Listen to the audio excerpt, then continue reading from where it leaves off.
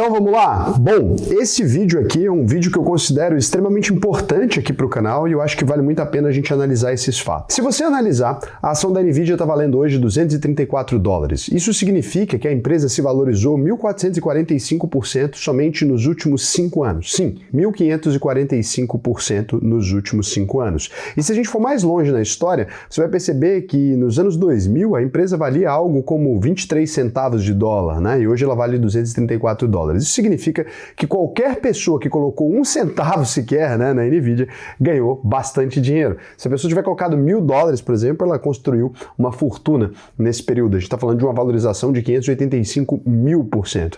Não é a única empresa que teve um salto tão gigantesco, mas é a empresa que mais cresceu recentemente e se tornou uma das maiores empresas do planeta Terra. Para você ter uma ideia, boa parte dos colaboradores da Nvidia se transformaram em multimilionários. Isso porque eles tinham um sistema que transferia essas ações para esses colaboradores. Mas quando a gente vai analisar essa história inteira, parece que tem rosto de bolha, cheiro de bolha, né? E o que está acontecendo aqui? A maioria das pessoas hoje tem medo de colocar dinheiro em Nvidia, não por conta da valorização, mas por conta da forma como ela funciona. A gente precisa voltar alguns anos para entender o que era a Nvidia. Se você analisar a história da empresa, você que é gamer, você já conhece, porque durante muitos anos ela ficou conhecida, né, como o adesivinho verde que vinha nos computadores gamers ali. E assim, de fato, a empresa fabricava as GPUs, né, que são as unidades de processamento gráfico para jogos, gráficos 3D, computadores de alto desempenho, animadores. Então, quando a gente vai falar da diferença, né, a gente estava falando da diferença entre CPUs, que faziam poucas tarefas de maneira muito rápida e muito eficiente, e as GPUs, que executavam milhões de tarefas ao mesmo tempo. Isso fez muita diferença, porque quando você está olhando um videozinho como esse aqui, para renderizar isso, você tem inúmeros pequenos pixels aqui que eles precisam ficar acesos em cores específicas e formar essa imagem que você está vendo. Então são pequenos grãozinhos, né, que formam isso aqui. Ninguém imaginava que essa segunda característica das GPUs, elas se transformariam no ativo mais valioso do planeta Terra. Lá em 2006, a gente consegue perceber uma pequena virada aqui que vai ter tudo a ver com essa história da Nvidia. A empresa vai lançar uma coisa chamada CUDA, uma plataforma que permitia usar as GPUs para computação científica e depois para inteligência artificial. Alguns pesquisadores acadêmicos, eles foram os primeiros a perceber que as GPUs eram perfeitas para treinar as tais redes neurais. Isso porque, em vez de fazer uma tarefa longa, eles tentavam milhões de coisas ao mesmo tempo. Para isso, você precisa entender como funcionava a inteligência artificial lá naquele período e mais ou menos como funciona até hoje, né? A rede generativa. Aqui, perdão, né? Porque eu vou explicar de maneira bem leiga e com a chance de errar miseravelmente nessa explicação. Imagina que para uma inteligência artificial fazer um bolo, né, antigamente, você está tentando fazer ela desenvolver esse processo de fazer o bolo. Então você coloca todos os ingredientes e ela vai tentar todas as formas de fazer um bolo ficar pronto. Até o usuário dizer, olha, ok, de fato você fez um bolo agora, e aí ela aprende aquele caminho para fazer o bolo. Então é assim, ela vai pegar a farinha e jogar para cima, ela vai pegar a farinha e tacar longe, ela vai pegar a farinha e fazer diversas coisas até que em algum momento ela vai colocar um ovo dentro daquela farinha, e vai pegar uma tigela, e assim vai fazendo, e ela vai repetindo. Com as redes de IA generativa de texto que a gente tem agora, basicamente ela é um autocompletar, né, do celular, só que muito bombado. Então, ela pega uma palavra e pega a chance dessa outra palavra estar escrita exatamente na posição seguinte. E ela vai pegando vários textos e vai tentando colocar na posição certa. Os usuários vão validando aquilo ou desvalidando aquilo, treinando aquela IA e dizendo se ela está certa ou não. É por isso que as primeiras versões que a gente viu de IA generativa, ela basicamente delirava, né? Então, quando a Nvidia lança o tal do CUDA, toda a comunidade de IA, ela passa a desenvolver em cima do CUDA. Foi um movimento muito parecido com o que rolou no Windows nos anos 90, né? Todo mundo construiu em cima e aí trocar ficou muito caro. Sair desse sistema virou praticamente um pesadelo. Imagina que a gente tivesse que recriar todos os aplicativos que foram feitos agora para Android e para Apple, né? Ficou meio impossível, por isso que a gente é meio refém desses sistemas. A mesma coisa aconteceu aqui. Foi um fosso de software que acabou se tornando o maior ativo da Nvidia atualmente, mais valioso até que o sistema de chips. E aí a gente vem agora para a corrida das IAs, a corrida mais recente. O ChatGPT, ele é lançado para o público leigo em novembro de 2022. Nesse momento exato, todo o planeta começa a correr atrás do mesmo ouro, né? Modelos generativos para ver quem vai ficar com isso. E como a gente olha para a corrida de Serra Pelada, por exemplo, se você olhar na corrida do ouro, por isso que a gente compara tanto com a corrida do ouro, quem mais enriqueceu não são as pessoas que se mudaram para aquele lugar, né, Serra Pelada, e começaram a tentar encontrar ouro. As pessoas que mais enriqueceram foram os lojistas e comerciantes que estavam ali do lado, vendendo comida para quem estava procurando ouro, vendendo pá para quem estava procurando ouro, vendendo picareta para quem estava procurando ouro. A Nvidia se tornou a maior vendedora de pás do planeta Terra, né? Até meu irmão coçou de tanto dinheiro, né? Antes de mais nada, quem é sardinha raiz, tá? Se puder deixar o like na confiança. Se você não é sardinha raiz, conheceu o canal agora, seria um bom momento talvez para você deixar o like se você está gostando da história, ou se não, né? Deixe para se inscrever se você gostar do canal. Que a gente fala sobre investimento e isso aqui vai chegar numa conclusão bem mais legal com uma simples historinha. Quando a gente vai olhar então, lá no ano de 2023, ela tinha uma receita de 27 bilhões de dólares. Em 2024, 60 bilhões de dólares. Quando a gente vai para 2025, a gente já está falando de 130 bilhões de dólares ali. A receita da empresa mais que dobrou em um único ano. E considerando que dobrar nesse tamanho é uma coisa extremamente difícil. A margem bruta da empresa passou de 75%. A cada 100 dólares vendidos, sobravam 75 dólares depois do custo do produto. Isso é margem de software, né, dentro de uma empresa de hardware, ou seja, ela conseguiu subir demais o preço sem impactar as vendas. Em julho de 2025, a Nvidia se transforma a primeira empresa da história, né, do planeta, dos Estados Unidos e do planeta, a atingir a marca de 4 trilhões de dólares em valor de mercado. Agora aqui, a gente precisa vir para um dia emblemático, né? No fim de janeiro de 2025, a euforia em torno das IAs já estava gigantesca. Você sabe que todo mundo falava disso, todo mundo testava isso. As manchetes diziam, se você não testou IA ainda, né, acredite, você vai perder seu emprego, tudo vai mudar. E naquele momento, uma startupzinha até então desconhecida, que ninguém nunca tinha ouvido falar, quando a gente fala startup, uma empresa minúscula, ela coloca na internet um modelo chamado DeepSeek. Era uma IA que chegava a um resultado bem comparável do ChatGPT na época, o GPT-4 ali. Ela resultava em basicamente as mesmas respostas. Isso aqui assustou o mundo, né? Só que o que deixou mais chocante ainda foi quando o DeepSeek ele colocou o seu próprio código como um código aberto. Ele pegou ali o que desenvolveu essa tecnologia e soltou gratuitamente. Basicamente foi isso que eles fizeram. Falou, olha, tá aqui para vocês o código, vejam como eu fiz. E para que ele fez isso? Eles queriam demonstrar a superioridade da tecnologia de IA generativa deles em relação ao ChatGPT. Então, para provar que de fato não tinha um poder computacional gigantesco por trás, eles liberaram o código. Quando viram, meu Deus, o risco foi brutal aqui para a Nvidia. A reação do mercado foi, a Nvidia caiu 17% em um único dia, 600 bilhões de dólares evaporaram. Foi a maior destruição diária de valor da história de todo o mercado financeiro. O alerta era claro, né? A IA no futuro pode precisar de muito menos chips e talvez a Nvidia não seja o que ela é. A empresa se recuperou em algumas semanas, mas aí ficou uma pergunta aí registrada na história que até hoje não tem resposta, porque a DeepSeek ficou bem quietinha e ninguém sabe no que mais a China pode estar trabalhando, né?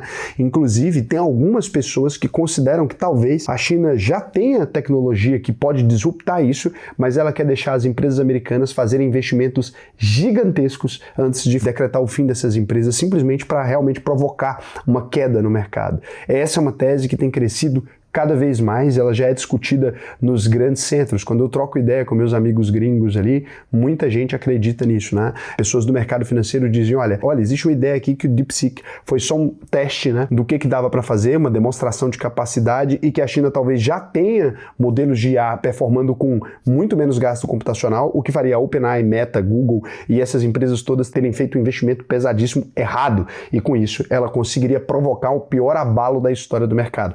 Óbvio, isso é teoria, não tem nenhuma prova de que isso realmente aconteceu. E no dia 29 de outubro de 2025, a Nvidia ultrapassa então 5 trilhões de valor de mercado. Nesse ponto já estava clara ali toda a estrutura, né, por trás do crescimento, data center e a coisa toda, e a Nvidia controla 92% de todo o mercado de GPUs para data center e os principais compradores são apenas 4 empresas agora: Microsoft, Amazon, Google e Meta. Então, toda vez que alguém usa o ChatGPT, Gemini, Copilot, tem uma chance enorme de um chip da Nvidia estar trabalhando por trás. 92% de chance. E aí, o que acontece aqui e qual é a jogada polêmica que pode colocar tudo isso aqui para se tornar um castelo de carta? Porque até aqui você já sabia, eu simplesmente recapitulei a história. Agora vem a merda. Para sustentar esse crescimento, a Nvidia começou a injetar dinheiro no ecossistema que compra os próprios chips dela. É uma empresa que investe numa empresa para comprar os chips. Então a OpenAI prometeu investir até 100 bilhões de dólares. Na prática, a NVIDIA investe e a OpenAI usa o dinheiro para comprar chips da NVIDIA. Então é assim, a NVIDIA vai lá e dá um dinheiro para a OpenAI, um pouco de dinheiro. A OpenAI capta mais dinheiro no mercado, infla os próprios números, né, prometendo, inclusive chegou a falar de investir até 1,2 trilhão, depois baixou para 600 bilhões, mas, por exemplo, ela promete fazer um investimento, aí a NVIDIA vai lá e dá um dinheiro para ela, para validar a rodada. Ela pega mais dinheiro de outros investidores e contrata a NVIDIA. A mesma coisa aconteceu com a CoreWave. Tem uma participação acionária e um acordo para recomprar a capacidade ociosa até 2032. Então, se sobrar qualquer tipo de infraestrutura sem uso, a NVIDIA absorve parte do prejuízo.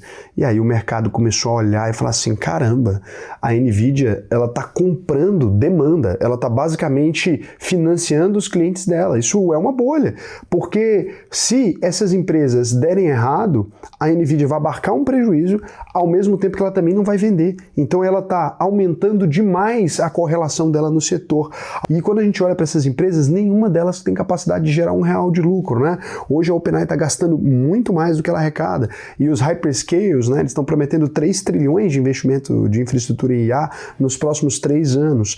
A grande questão que a gente fica é como que essas empresas vão monetizar isso, porque elas disruptaram um sistema que funcionava muito bem. Qual que é o modelo da internet de hoje? Por que isso aqui é tão preocupante? Quando a gente está falando da Meta e do Google, né, por exemplo, e do TikTok ou de qualquer outra empresa dessa, o modelo de funcionamento dessas empresas é muito específico. Elas geram uma audiência, né, que busca por alguma coisa. Elas cobram ali de anunciantes, que são todas as empresas do planeta Terra, então a Heineken, Coca-Cola, etc., todas essas empresas, elas anunciam nessas redes para alcançar esses usuários. Essas empresas basicamente vendem dados e aí elas rodam um anúncio. Agora a pergunta que fica aqui é a seguinte: se o ChatGPT, né, ele não tem uma monetização a partir de anúncios, ele só funciona no modelo de assinatura e ele destrói valor de mercado tão rápido, como é que ele vai se bancar? Ou como é que o Grok vai se bancar?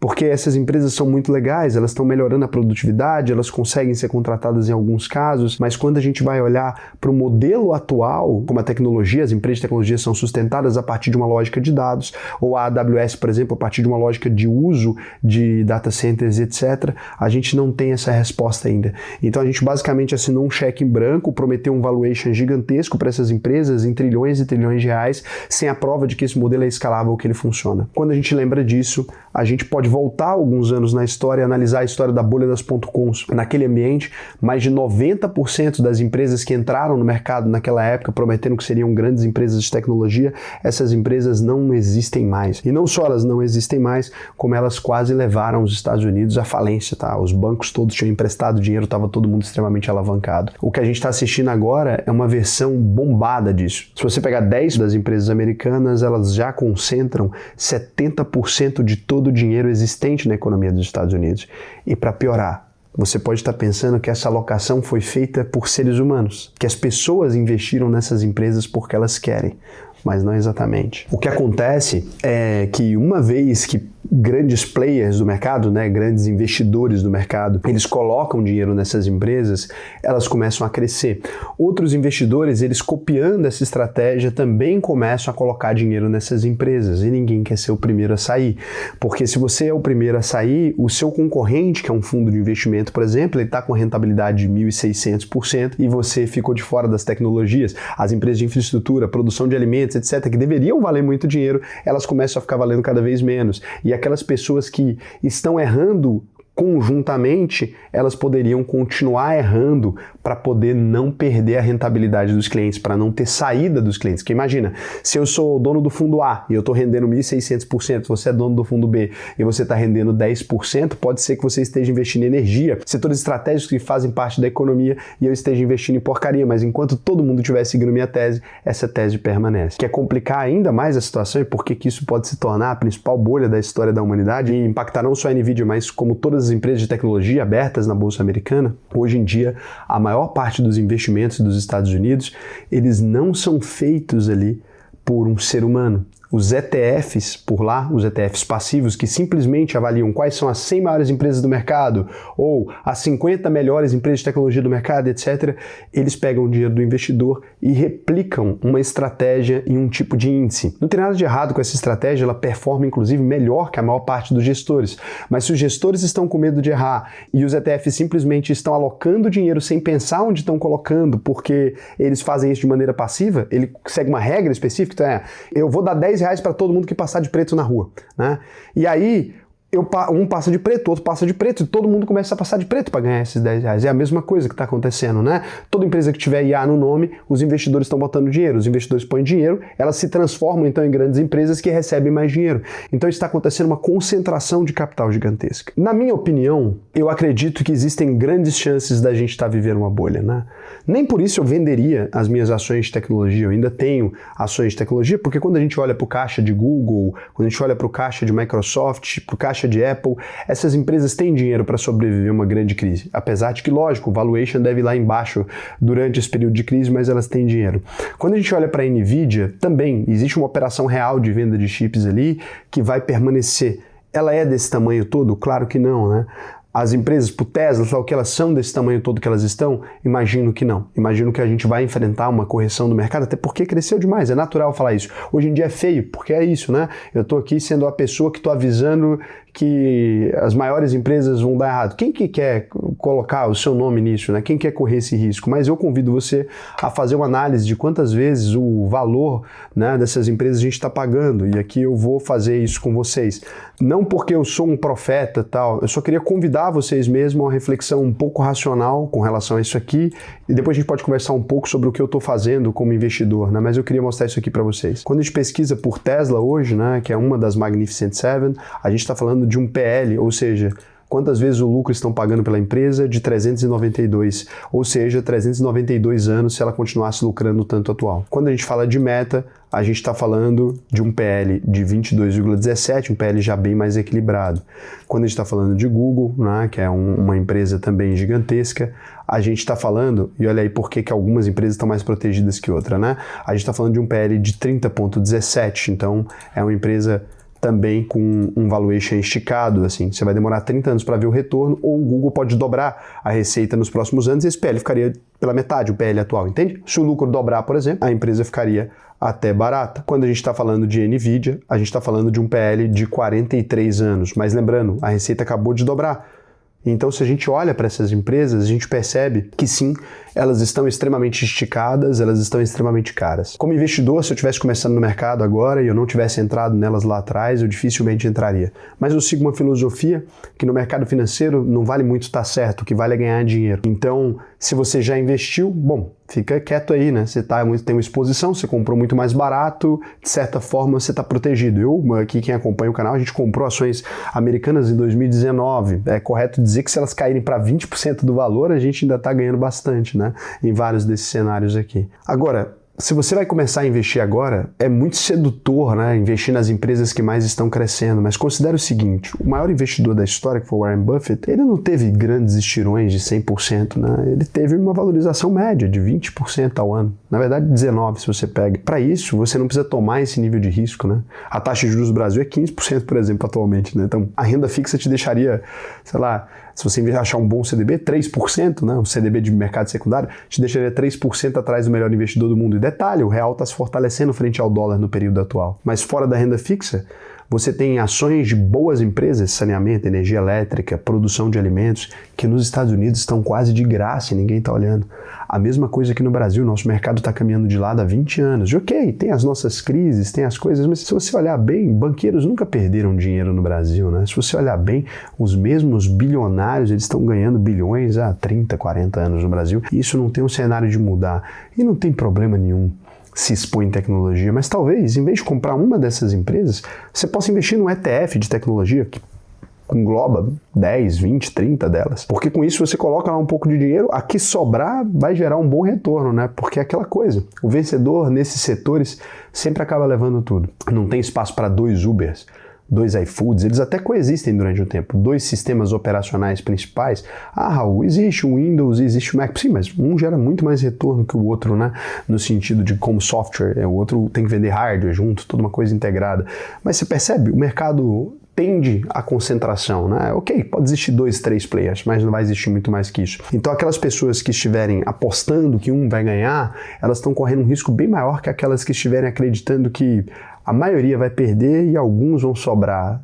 Em todas as vezes da história que a gente fez mais ou menos isso, a gente acabou conseguindo ganhar dinheiro. Se você quiser ajuda para pensar num investimento inteligente e lucrar com isso tudo, eu vou te convidar a abrir aí, ó, alvp.com.br, clica no botão Faça sua análise de perfil. É muito fácil, está aqui embaixo.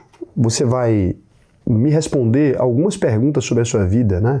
Primeiro, como você avalia a sua situação, depois, né, como que você se enxerga. Eu quero te entender se você é mais conservador, se você é mais agressivo nos investimentos e tal. E eu vou pedir para um especialista te chamar no WhatsApp e eu vou falar para você, olha, a UVP faz sentido para você. Que parte da UVP? No geral, eu recomendo entrar pela escola, porque a escola tem uma garantia. Quando você acabou de conhecer uma empresa, né, é o meu caso aqui, você acabou de me ver no YouTube e tal, às vezes você me conhece, mas não tem confiança ainda. Quando você acabou de me conhecer, esse é nosso produto de entrada mais seguro, porque se você entrar na UVP e fizer as aulas ali para aprender a investir comigo, né, de maneira muito interativa, um modelo avançado disso que você viu aqui, você pode chegar no final, assistir todas as aulas e pedir o dinheiro de volta. E se você não ficar satisfeito, eu vou te devolver, tá? A gente faz esse compromisso aqui há mais de 6 anos, aqui nesse canal e lá na escola. Então entra que vale muito a pena começar nessa turma, eu tenho certeza que eu vou te agregar muito e vou te fazer chegar nos seus objetivos, que é o mais importante. E investimento é só uma parte disso, tem muitas outras coisas ali. Então vai lá, que para mim vai ser um prazer te ensinar a investir. E, Raul, cheguei aqui agora, fui lá, o que eu tenho que fazer? É só esperar, você clica no botão e espera. E aqui no canal, normalmente eu leio os comentários do final do vídeo, mas hoje eu estou especificamente em Dublin aqui e eu estou um pouco atrasado. Eu vou descer agora porque a gente vai visitar a cervejaria Guinness. Eu vim aqui na Irlanda, inclusive os ETFs irlandeses, para você não pagar imposto, já está disponível para quem é aluno ou cliente da UVP, tá lá na plataforma. A gente liberou para vocês essa semana, então uma notícia positiva, né? Eu vim aqui para comemorar essa liberação lá. Cara, eles economizam, para você investir nos Estados Unidos, por exemplo, eles economizam mais da metade dos impostos, tá? E você só vai pagar quando vender. E nos Estados Unidos você sabe que tem toda uma questão de imposto sobre dividendos, etc, 30%, né? Se você investir nos ETFs irlandeses, não. E a gente já tem contas, pode abrir sua conta internacional lá com a gente. Então, é isso que eu vim fazer aqui. Agora eu vou lá, porque senão eu vou me atrasar. Beijo pra vocês.